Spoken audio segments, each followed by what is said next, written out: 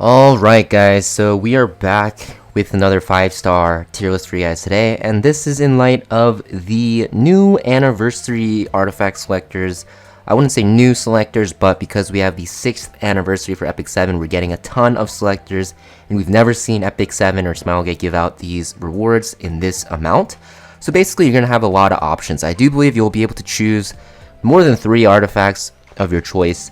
And so because of that, we decided to actually make this tier list for you guys. It is super long. There's actually a ton more artifacts in this game, 5-star artifacts, than I thought. Mostly because there's so many ones that are unattainable from like Guild Wars, also from Hall of Trials and stuff like that. So actually I might have missed one or two. And if that's the case, just let me know in the comments down below and I'll comment on it. But basically we have 4 tiers. So we have the best new player picks, the PvE tier, the PvP tier, and just no, you don't want to go for these. Not because they're terrible, but because there's just going to be better options, and these most likely just need buffs. So under that, we also have not available. These are going to be limiteds. Also, for example, we have Janua's artifact here because Janua's not available, so I assume Janua's artifact's also not available. We also have collab artifacts, and like I mentioned, we also have Guild Wars artifacts. We have Mercedes artifact here.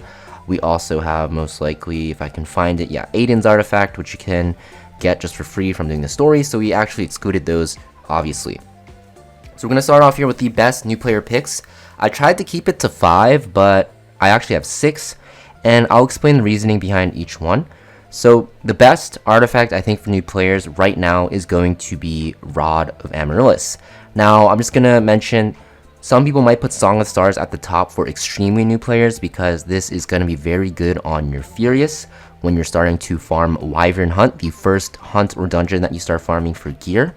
But currently, with the anniversary going on, there's a ton of ways to get gear. And also, I just do think Rod of Amaryllis is just way more useful. Song of Stars, you'll only ever use in Wyvern. And sure, maybe Wyvern is super important to get running up and early.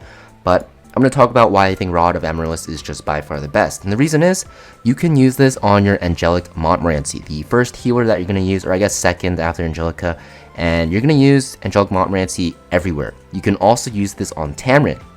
I actually do recommend running this on your Tamarin because early on in the game, your Tamarin will not be good enough to heal. And if you put her on Rod of Amaryllis, she can solo heal your team pretty easily. Without it, it's pretty hard to make her able to solo heal your team without really good gear. So because of that, I think this artifact will be the best. You're going to use this forever in PvE. And in PvP, there's a lot of units that can use it as well that are pretty good. Like, if you want to use DN for some reason, just a very powerful artifact. Healing on non-attack skills is just very good. On top of that, we have Bloodstone. It's another healing artifact for Rangers. So you're going to notice that the top 2, actually a lot of these artifacts are just going to have healing. And that's because healing is very good in Epic 7. It's going to be very, very powerful in PvE. Bloodstone is also a PvE artifact. You can't really use it in PvP, but in PvE it's amazing. Bloodstone allows you to actually run no healer teams for expeditions, for Hall of Trials and stuff like that. And it's just super good because it makes it so that a ranger, typically a damage dealer, can actually solo heal your team if they do enough damage. Even if you don't want them to solo heal your team, if you bring a Soul Weaver and you have a ranger on Bloodstone, you don't really need to worry about dying ever, just because it heals so much. This artifact is super, super strong. Honestly, I'm not going to lie, it's a bit overtuned for PvE content. It just converts your damage to healing, which is insane, especially against defense broken targets. So I think it's a very, very powerful artifact. Next up, we have Golden Rose. So Golden Rose is going to be mostly for PvP. But the thing is, I didn't really want to put it down here just because it is super, super strong in PvP as a healing artifact and also a damage boosting artifact. It works very well on any warrior. It's a warrior artifact that wants to just do a ton of damage and that wants sustain in their kit, like Edward Elric, Lionheart Sirmia, even Alencia can do okay with it. It's better than Sigurd's because Sigurd's Scythe actually boosts your attack when you're low in health. Golden Rose gives you extra damage when you're above 50%, and when you're below 50%, it gives you lifesteal. So it's just very flexible, very powerful. You can use this on literally any warrior on PvP, and it will never be bad. That's why it's super, super good, and it's best in slot artifact for a ton of warrior units that are good in PvP. Next, we have Song of Stars, like I mentioned before. Very good for Wyvern, Ranger artifact. Not really going to be used in PvP content, but in PvE, you're going to use it a lot because you're going to be farming Wyvern a lot. And because Wyvern is so important to get up and running up and early, you want this artifact if you can for your Furious, just to stabilize your runs and make them go smoother and give you more success rate, right? So very good artifact. I can't put it any higher though because it's very one-dimensional, but still very good. Sigurd Scythe, similar to Golden Rose, just a little bit worse because it's less flexible, but you know, you can still get it if you want. It's going to be better for attack scaling, what's it called, warriors that want lifesteal. Good on Ravi, right? Very, very good on Fire Ravi if you like to use her for PvP. She's very good there. Also just good on just any attack scaling warrior. There's not really too many that come to mind that are strong right now, but Ravi's like the biggest one, and I'm sure there's others out there, like Lone Crescent Bellona. ML Bellona definitely wants this artifact. Lone Crescent Bellona, ML Bellona, you can use her on Golden Rose if you want, but Sigurd Scythe is better for her because she scales harder with attack than just flat damage modifiers. Next we have Elbrus Ritual Sword. Super strong on the meta knights, right? Bellion, Navy Captain Landy, you know, Abyssal Euphine, all really use this very well. You can put this on any knight that just wants to counter. On defense teams, you can put this on whatever to surprise people. Just super strong, and you'll never have too many copies of this artifact. Pretty much, I'd say all of these artifacts you can never have too many copies of, which makes them super, super good, and they're very flexible as well. So yeah, that's it for the best new player picks. Let's talk about the other tiers. So these are going to be listed from left to right in terms of strength. I probably should have mentioned that in the beginning. It'll probably be a heading in the, or I guess like a subtitle, just because it makes more sense to do it that way. But, you know, PvE artifacts, I'm not going to lie, I would stay away from pretty much all of them, because for PvE, you're mostly using Daydream Joker, and I guess just like an assortment of these artifacts. Yeah, most of the time for PvE, you're using Daydream Joker for your damage dealers, almost all the time, or you're just using some random artifacts for certain bosses that are very niche, which can be easily replaced. So I would definitely stay away from these. For PvP artifacts, where artifacts start to matter a lot more, and what you have a lot of good options, right? I think the best one, I'm not going to talk about all of them because there's so many, but I think the best one is Alexa's Basket, just because it got reworked. Very strong on thieves. If you like to play Arbiter Villager, if you like to play just any thief, you can put them on Alexa's Basket and it'll always be good.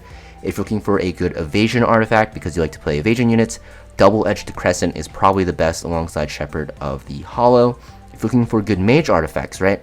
If you want an AoE stun artifact, you know, you're using a unit that AoE attacks a lot, that's a mage, Abyssal Crown is really, really good.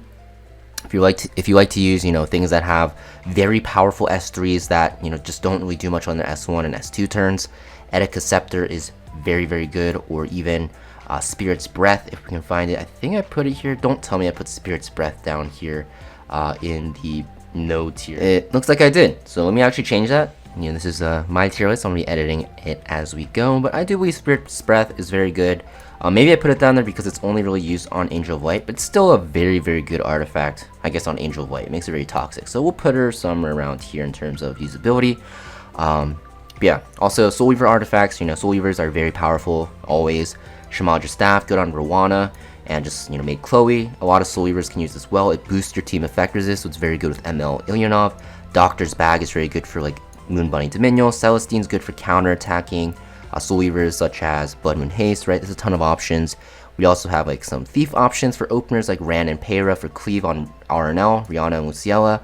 Holy Sacrifice for Abyssal Euphine can work as well. Senya's artifact, Senya's very good in Guild Wars defense, you see this.